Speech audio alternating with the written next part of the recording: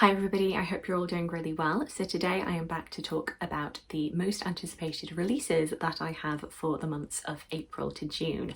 I like to do one of these videos every quarter, just going through top titles that I'm really intrigued by that will be publishing over the next few months. And there are quite a few to go through, so without much further ado, let's just get straight into these books. First off, coming out on the 4th of April, we have Totally Chaotic History. Ancient Egypt Gets Unruly by Greg Jenner. Greg Jenner is a public historian, most well known for being the consultant on Horrible Histories, one of the historical consultants, as well as being the host of the podcast You're Dead to Me. I'm a massive fan of his podcast and I'm a very big fan of his history books as well. He started off by writing adult history books like Dead Famous and Ask a Historian, but has recently started writing for children. And this is the first book in a series that I feel like is going to be quite reminiscent of Terry Diaries, Horrible Histories, looking at more chaotic histories, misadventures of various historical figures through time, and it looks like great fun. Also coming out on the 4th of April is The Husbands by Holly Gramazio. This is one that one of my colleagues read as an early copy and really enjoyed, really highly endorsed. This is a rom-com with kind of a speculative magical realism twist, which finds our main character discovering that her attic is just producing a never-ending supply of husbands, all with different qualities. If she doesn't like one, then she can change it to a different one, but the catch is that once she decides to change the husband, she can never get the previous one back. And so this book is dealing with the subject of settling down. Is her choosing one of these husbands a sign that she is committing, or is she merely settling? Who can say? The final book coming out on the 4th of April is a non-fiction called Reading Lessons by Carol Atherton, a book that is based around the books that we read at school, why we read them, how they shaped us, written by an English teacher with over 3 decades of experience teaching from school syllabi and actually seeing this in action. I believe that each chapter focuses on a different assigned reading, from Jane Eyre to Lord of the Flies to Noughts and Crosses, and looks really fantastic. We can never get through one of these anticipated releases videos without a Greek myth retelling, so of course I have several on this list. The first one coming out on the 9th of April is The Fates by Rosie Garland. Greek myth retelling looking at the immortal lives of the Fates. I've never actually learned how to pronounce these names, but Clotho, Lacathis and Athropos. Was I even close there? Who knows? And in this particular reimagining of their lives, they become entranced with the story of Atalanta and her doomed love with Meleager. And this story is them working out, can they find a way to stop their tragic fate, or is their destiny as a doomed love fixed in place? This is really interesting. It's far more sympathetic of a betrayal of the Fates than I've ever seen. They're usually quite an ominous or menacing presence, thinking of things like Disney's Hercules or Hadestown, so very intrigued by this one. Another bookish non-fiction is The Bookmakers, The History of the Book in 18 Remarkable Lives by Adam Smyth, coming out on the 18th of April. This provides short snapshots into 18 different lives, both well-known and obscure, who have in some way contributed to the evolution of print and the physical book. I love a book about books, a book about the history of books, so very much looking forward to this one and hearing more about these stories of different lives who have shaped the physical book which we all know and love. Coming out on the 25th of April is Funny Story by Emily Henry, another romance from Emily Henry. This one sees a little bit of fake dating. We have Daphne who is in love with Peter, but it turns out that Peter is in love with Petra, and I'm sure those two names won't get confusing for my brain. And so feeling dejected, Daphne decides to team up with Petra's ex, Miles, to make their respective love interests jealous by fake dating each other. And I'm pretty sure we know where this is going to go. This is an interesting one for Emily Henry because I've seen no mention so far of vacation, and pretty much all of Emily Henry's books have been set around some sort of vacation spot. So maybe she's burying the lead with this one, but it is a bit of a change of pace for her.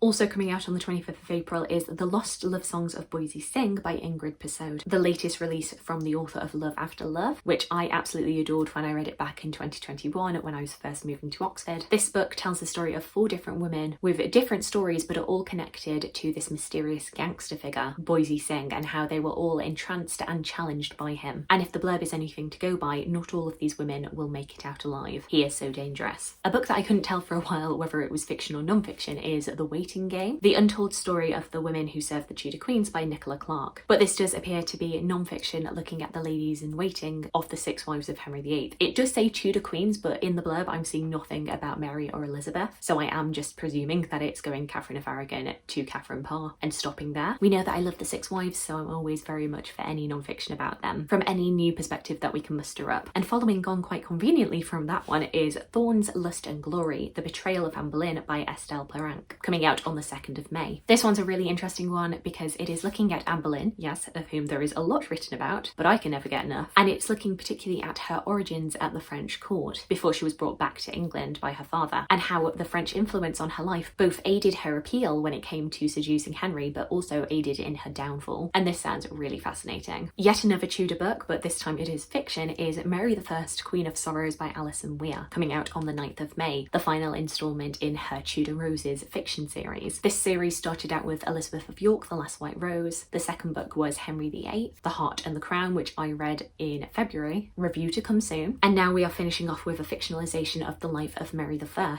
daughter of Catherine of Aragon and Henry VIII, who had a pretty tragic childhood as her father put aside her mother in order to acquire a male heir through a different wife, uprooted the religion that she was brought up in, leading to her suffering from neglect and at some points abuse from her father. In 1553, she would ascend to the throne after her brother died and set about trying to counter the Reformation that had been wrought in England, but with quite brutal results. And so I feel like even more so than Henry VIII, this is an even more intriguing figure to kind of ruminate in the headspace of and get an insight into her thought processes, because I have a lot of sympathy for her as a child, but then as she becomes queen, I feel less good things. Coming out on the 9th of May is Rumbles, A Curious History of the Good by Elsa Richardson. And this is basically what it says on the tin.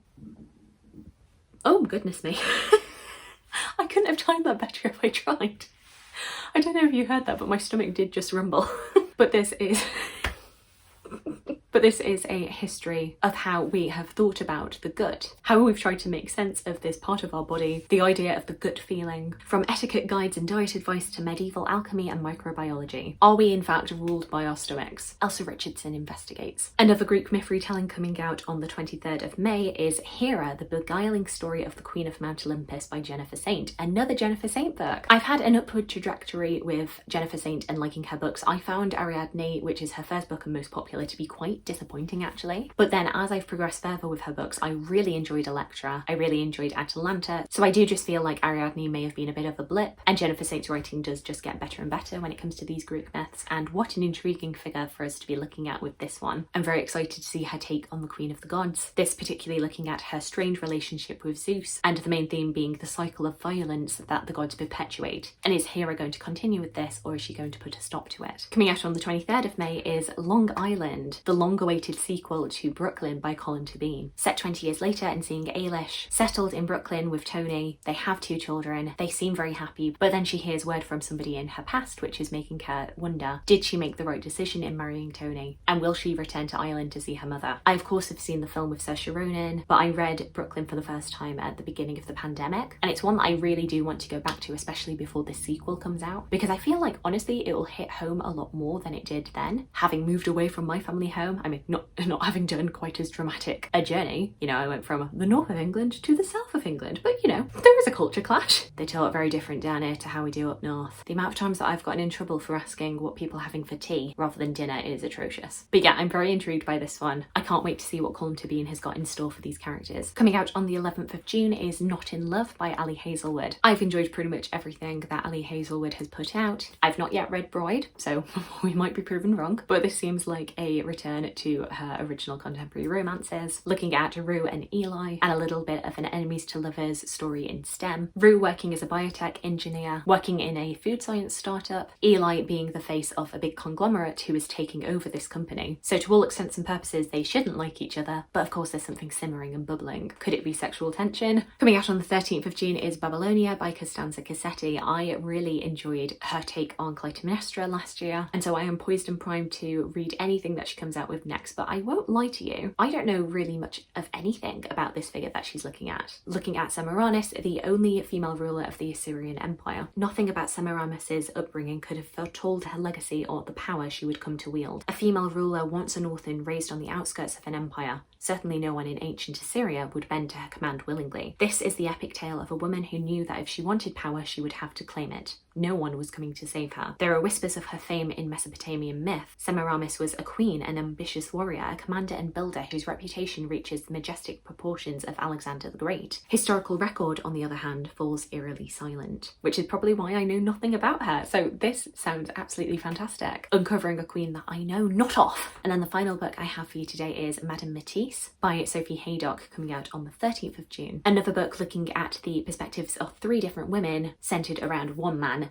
Henri Matisse. Amélie is first drawn to Henri Matisse as a way of escaping the conventional life expected of her. A free spirit she sees in this budding young artist, a glorious future for them both. Ambitious and driven, she gives everything for her husband's art, ploughing her desires, her time, her money into sustaining them both, even through years of struggle and disappointment. Lydia is a young Russian emigre who fled her homeland following the death of her mother. After a fractured childhood, she is trying to make a place for herself on France's Golden Riviera, amid the artists, film stars, and dazzling elite. Eventually, she finds employment in the Matisse family. From this point on, their lives are set on a collision course. Marguerite is Matisse's eldest daughter. When the life of her family implodes, she must find her own way to make her mark and navigate divided loyalties. I know Henri Matisse by name. I think we studied him a tiny bit in like year 7, year 8 art classes, but I know nothing about his life, and nothing especially about the women in his life. We know I love a woman-focused narrative, and so this is definitely interesting to me. So there we go, those are some little snapshots of the books that I'm really looking forward to hearing more about in the coming months. Do let me know if any of the books that I spoke about today take your fancy. Alternatively, please let me know about any upcoming releases that I missed out. I would love to hear from you. I hope you're having a fantastic day, and I look forward to talking to you again soon. Thanks. Bye.